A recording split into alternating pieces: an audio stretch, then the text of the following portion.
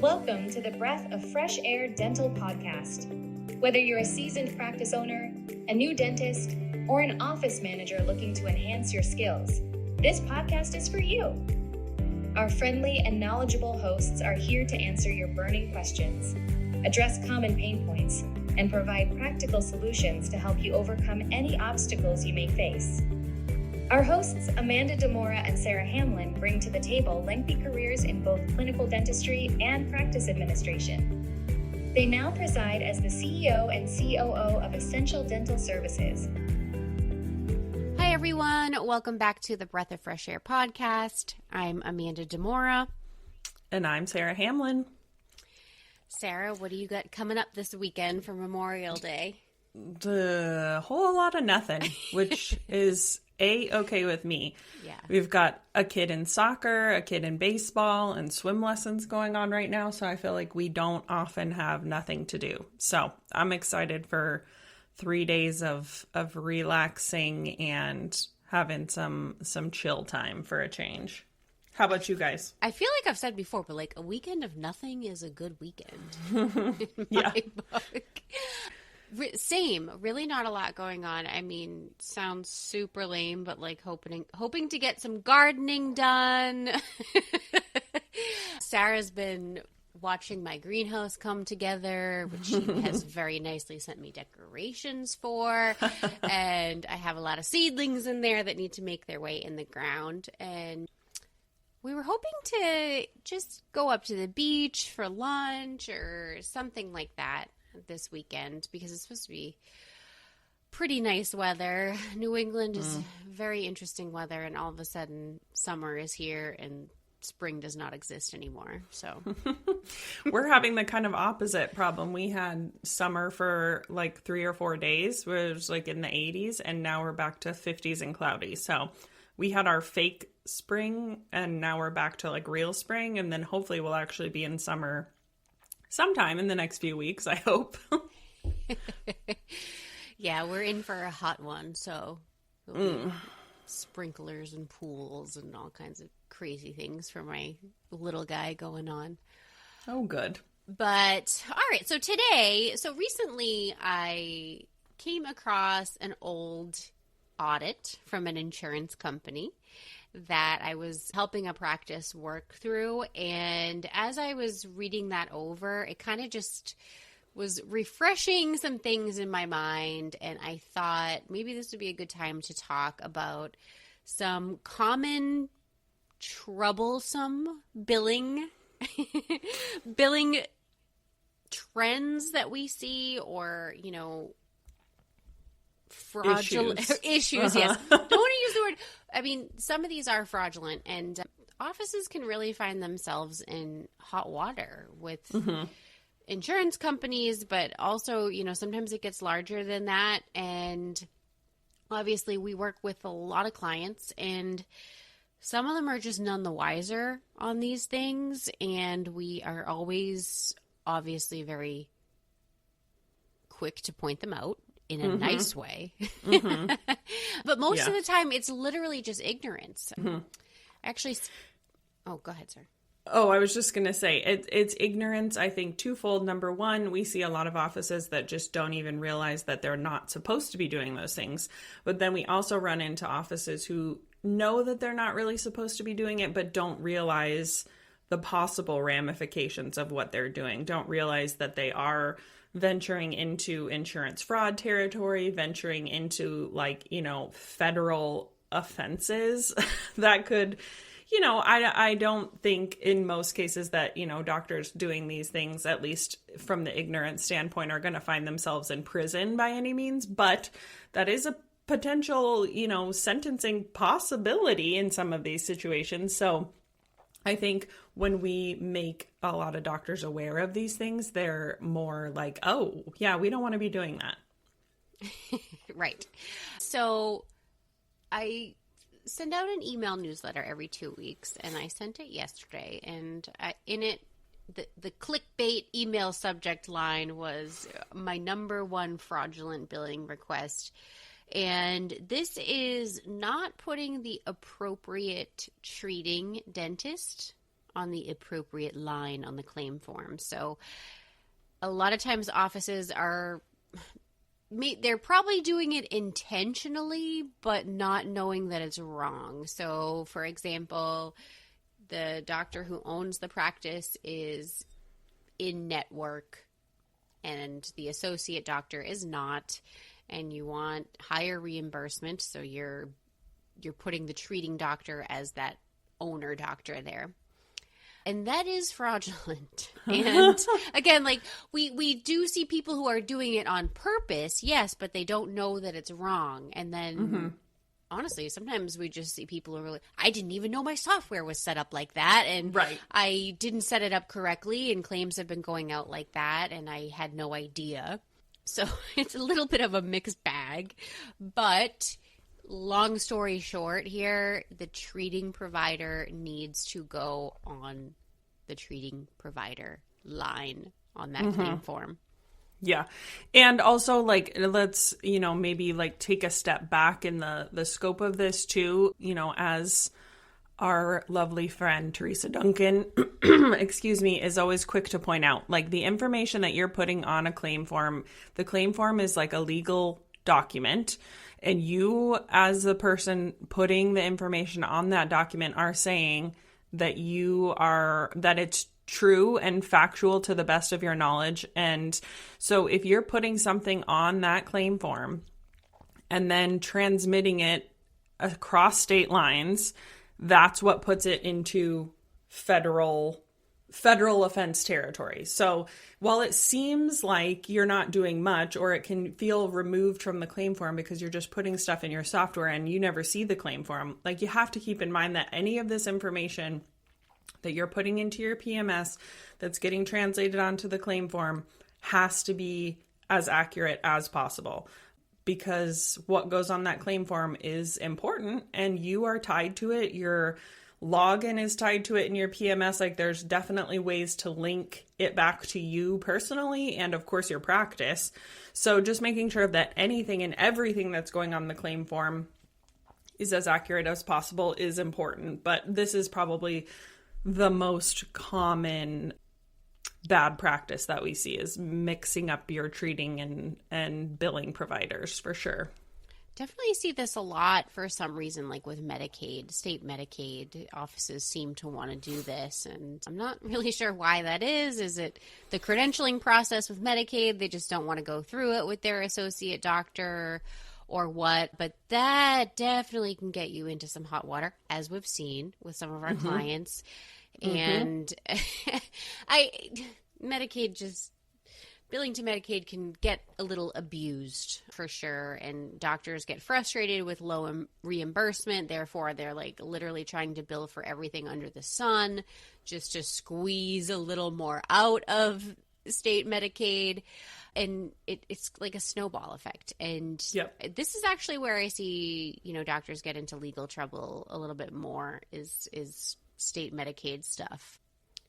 One doctor here in Massachusetts going to prison recently. I believe his office manager was kind of like named in that as well. I don't think she went to prison, but I think I would have heard about that part. But yeah, so that's our biggest thing. Biggest takeaway is our first piece of advice there. Make sure your treating provider is going on the treating provider line. Yeah. And I think a lot of dentists, or most dentists that I know or have worked with, they take their oath to treat patients and, this commitment that they made to take care of patients and provide good, high quality clinical care. They take that very seriously. And I think a lot of them don't realize that there's an equal, if not just as important, due diligence that is, kind of thrust upon them too, as business owners and as providers, to make sure that this side of things is handled with the same like care and commitment to quality and excellence and above board procedures as the clinical side. I just don't think doctors are taught about this part of it in dental school, so they don't know that they need to be so aware, There's just an abundance of stuff you need to know to own a practice. And having valuable resources and trusted resources for each of these topics. I mean, insurance billing, HR, all of that stuff. I mean, you need to get them, whether you like it or not. Don't take the cheap road.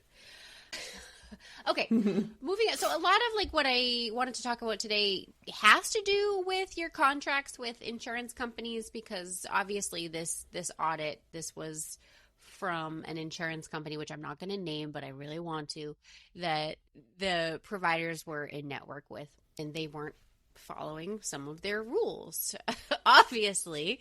And it was a variety of things. Okay, so a big thing here is following your network contracts and reading them yourself. I mean, as the doctors, please read these yourself. And you can have attorneys review them, have your office manager review them. You need to make sure you are following like their guidelines here, because there was a lot of miscellaneous stuff that I think doctors wouldn't even think the insurance company is going to come back to them with.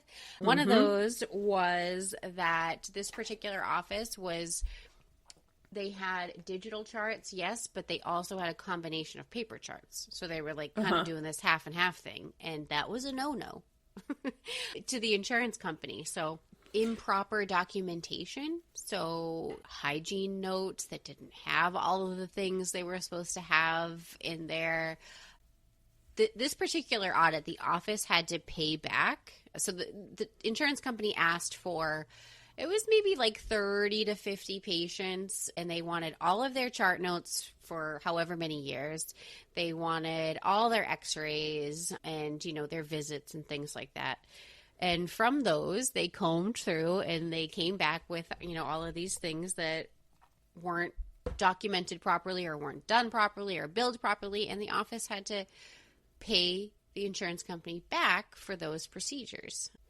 And I think some of these procedures, yes, maybe they could have like pushed back a little bit, but they were scared and they didn't want the insurance company to come back and say, okay, now give me 200 more patients. So they just kind of like licked their wounds and moved on, which this was years ago at this point. So like, knock on wood, I mean, they may get audited again, but at least that audit was over. And from that point forward, they really were like dotting their I's and crossing their T's, which was good. It was a pricey wake up call, but it was a wake up call.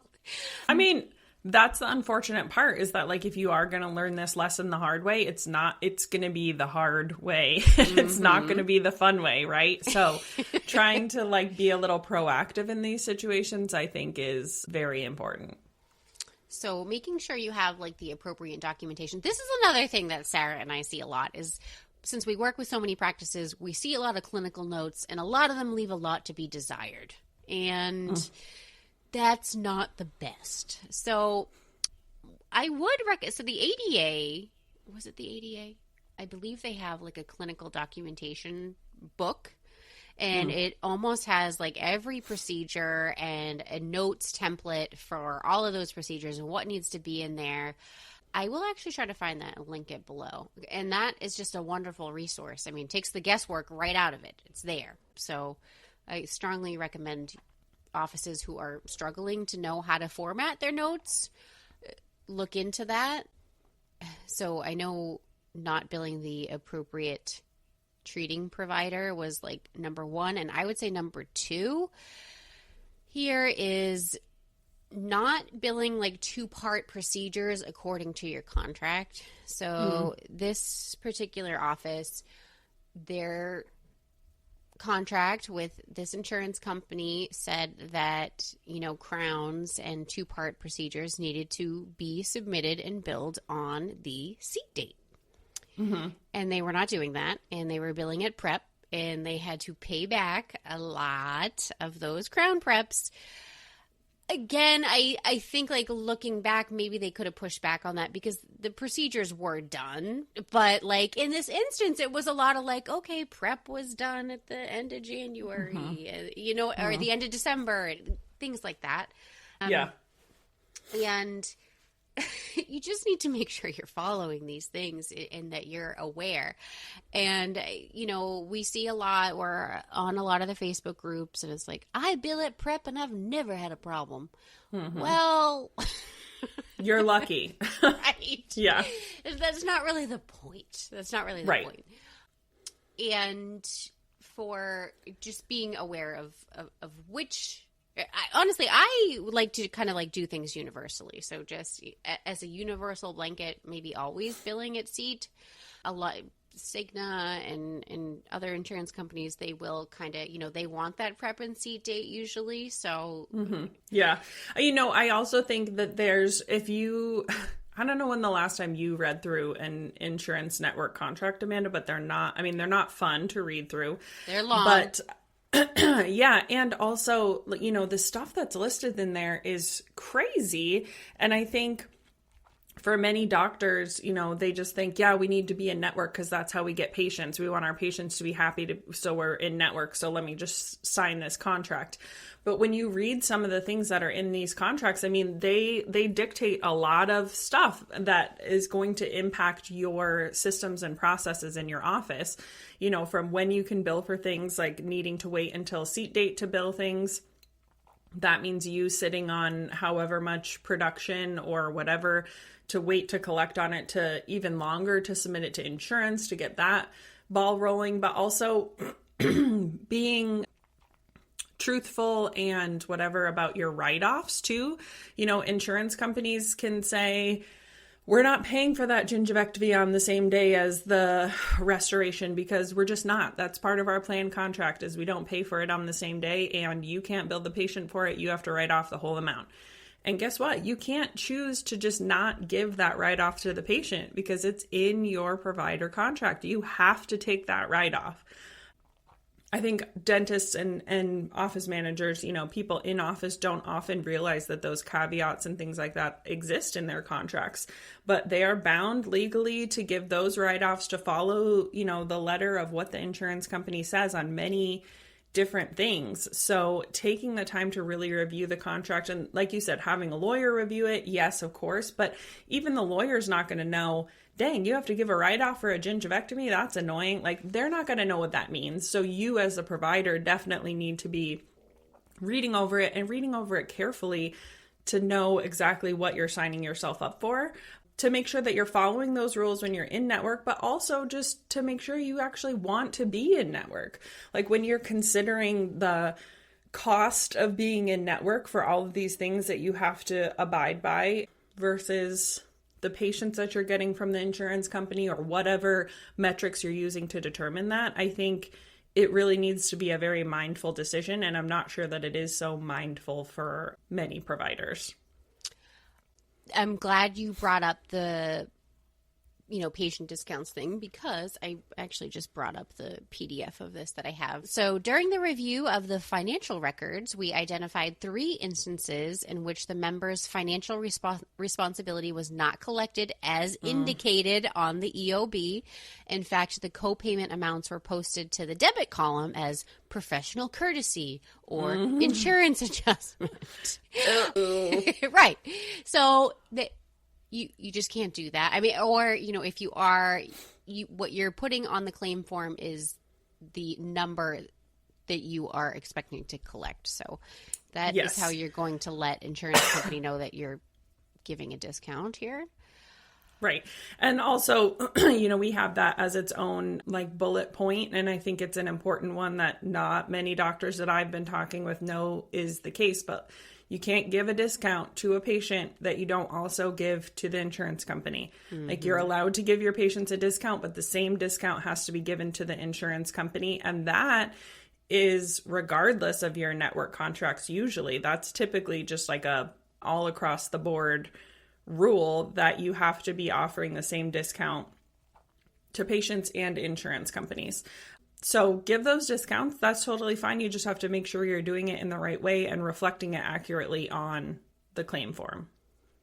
And I understand, I get it. Dentists are this is my practice and I want to be able to give a courtesy to who I want. And I understand that. And you just need to do it the right way as much as it stinks. Let's see, what else? So kind of going back to the documentation. So one of the other bullet points here was, and this is a big no-no, and it just makes me cringe a little bit, but this practice would do 4 bite wings and a Panorex in the same day, but they'd bill the Panorex the next day. Mm. So just a big no-no. Dates of service need to be actual dates of service, and they were obviously doing that so that both things were covered and nothing was sort of lumped together as an FMX and whatever. So honestly, and I think even that tactic, you know, we all know that you could try to do that, but I've seen many offices of late where even if you have the patient back in a week or in 2 weeks to take the pano, and you actually do it and actually bill it on the date of service that you did it, the insurance company is still asking, like, why'd you wait a week to take this pano? Do they really need the pano? Seems like you're trying to get things paid by doing them on dates of service near each other, but not the same. Like, I've seen them already start to push back or realize that tactic. So don't try to do something that you think is going to get you a reimbursement just to get caught and then have it be like, just don't do it, because they're already onto those kinds of things. You're not as sneaky as you think. Other offices have definitely tried it. On this audit too was also billing incorrect treating provider. So that right there. So moving off of this insurance audit into like just a couple other things. Passing through credit card processing fees to the patient, make sure that's legal in your state. I think right now it's only illegal in like maybe 2, Massachusetts being one, but just be sure you're doing the right thing there. Yep. What else? I know in Washington we have like a state law about the maximum like APR percentage that you can charge for like a finance charge at a healthcare office. So here in Washington, 12% is the most that you can do. So again, like I think a lot of offices have their finance charges or whatever just set up in the PMS and they just go with what it says. But you got to be aware of those rules and local situations that you have to pay attention to make sure you're staying above board with your state laws as well. Right. And the time that, you know, when can an account not be collected anymore? Different states have different laws for that. Some are, 3 years, some are 6 years. So if you're walking into messy AR situation trying to get balances from 7 years ago, just check with your state laws different. One, you probably are not going to collect anything from 7 years ago, but just trying to. Patient credits. Definitely need to check there too.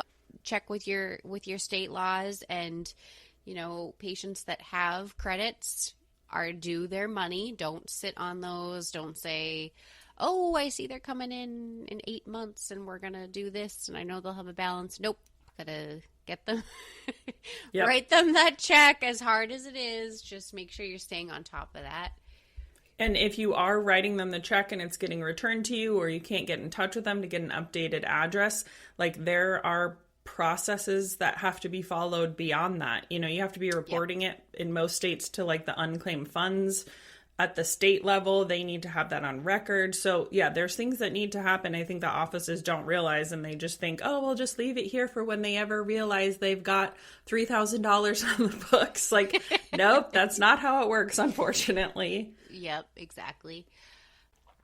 Anything else you can think of when it comes to insurance and patient billing? And I mean, I think we've touched on the big ones, and I think the most important thing that I would say about it is that most offices that we see, 95% of the offices that we see who are doing these things don't realize that they're wrong or that they're doing anything wrong. Most offices are not doing it maliciously or with ill intent or anything like that. And just important to remember that, unfortunately, your intent or your naivete in these things doesn't necessarily absolve you of the legalities. Like you're still responsible. You're still on the hook for it, even if you didn't know. So definitely worth your time and energy to look into them and make sure that you're above board in these things, so you don't have to worry about this fun audit and sending money back and all of that stuff. It just is something you don't want to have to deal with.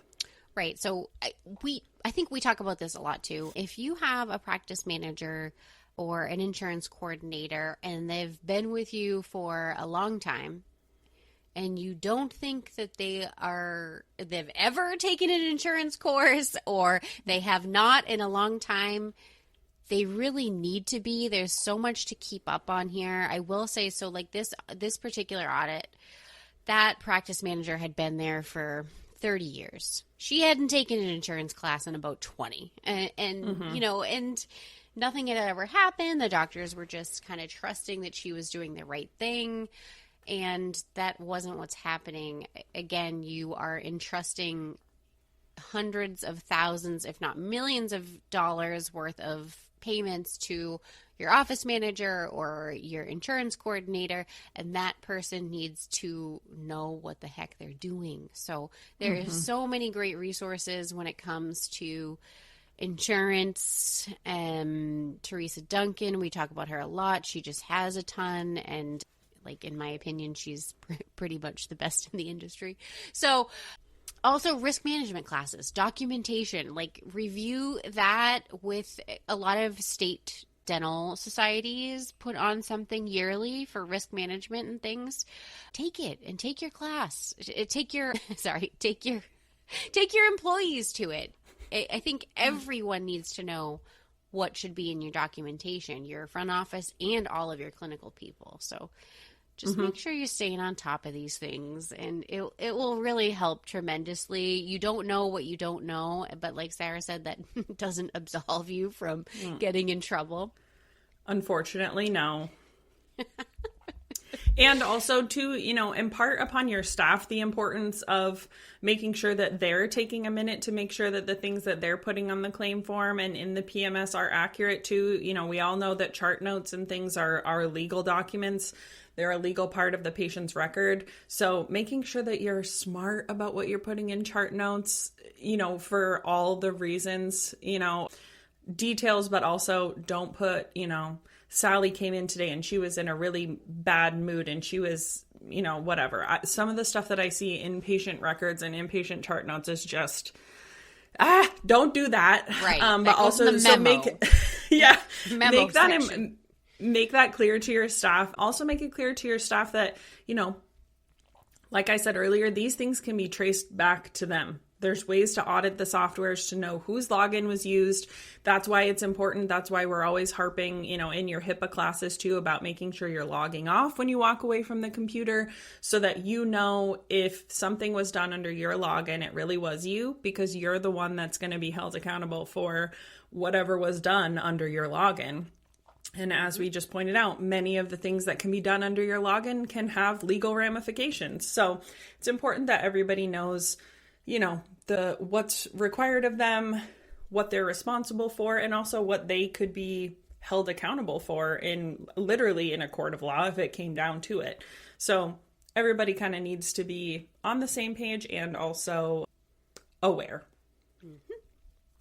All right. I think that's it for this I was going to say this week's episode, but we have not been as consistent with the recording schedule, which we're hoping to get back to.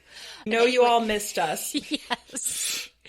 We hope everyone enjoys or has enjoyed, by the time you're hearing this, your long weekend, and we will catch you on the next episode. Yep. Thanks, everybody. Talk to you soon. Bye.